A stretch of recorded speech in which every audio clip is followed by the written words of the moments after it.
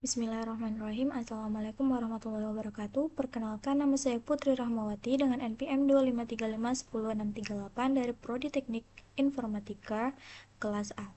Di sini saya akan menjelaskan tentang arsitektur von Neumann, sebuah konsep dasar dalam desain komputer yang sangat penting untuk dipahami dalam ilmu komputer dan teknologi informasi. Penjelasan ini akan mengikuti diagram yang ada pada gambar dan saya akan menjelaskan setiap komponennya secara detail agar mudah dipahami. Yang pertama, ada pengantar arsitektur von Neumann. Arsitektur von Neumann adalah model dasar yang digunakan dalam kebanyakan komputer saat ini. Diperkenalkan oleh John von Neumann pada tahun 1945. Intinya, arsitektur ini menggabungkan penyimpanan program dan data di dalam satu memori utama yang sama. Hal ini memungkinkan komputer untuk menyimpan instruksi dan data serta mengeksekusinya secara berurutan. Arsitektur ini juga dikenal dengan istilah Stored Program Concept. Komponen utama arsitektur von Neumann ada 3, yaitu Central Processing Unit atau CPU, main memory atau memori utama, kemudian input-output equipment, perangkat masukan dan keluaran.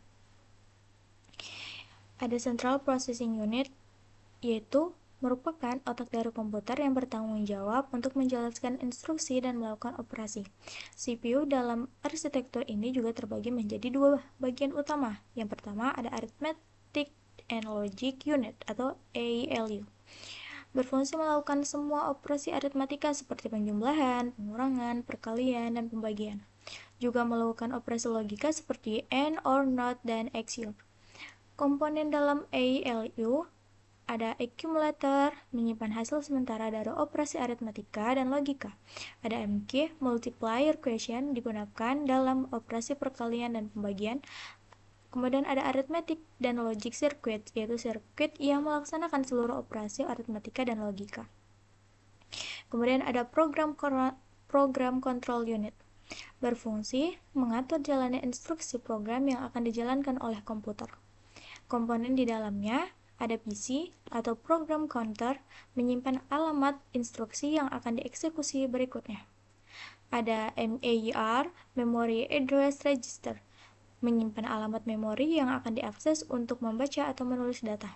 Ada MBR, Memory Buffer Register, menyimpan data yang baru saja dibaca dari memori atau data yang akan disimpan ke memori. Ada IR, Instruction Register, menyimpan instruksi yang sedang dijalankan. Kemudian ada IBR, Instruction Buffer Register, yaitu menyimpan instruksi berikutnya yang sementara sebelum dipindahkan ke IR. Control Circuit, menghasilkan sinyal kontrol untuk mengatur operasi CPU dan perangkat lain sesuai instruksi program.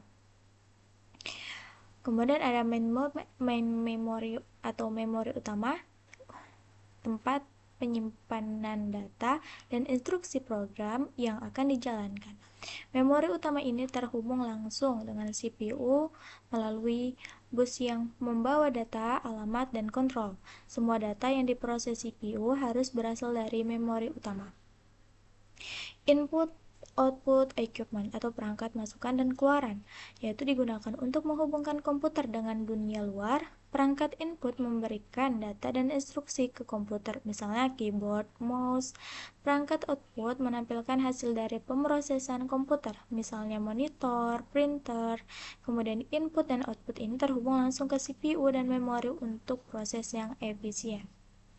Alur kerja arsitektur von Neumann, yaitu program dimulai dengan CPU membaca instruksi dari memori utama ke dalam IR, PC menunjukkan ke alamat instruksi berikutnya, kemudian MAER mengakses alamat tersebut.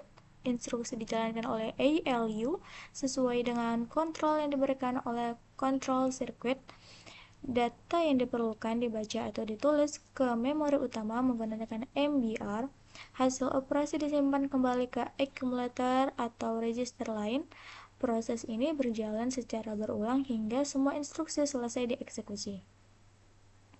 Kelebihan dan kekurangan arsitektur von Neumann itu pasti ada, yaitu yang pertama ada kelebihannya, yaitu sederhana dan efektif, mudah untuk diimplementasikan, relatif murah karena menggunakan satu memori untuk data dan instruksi.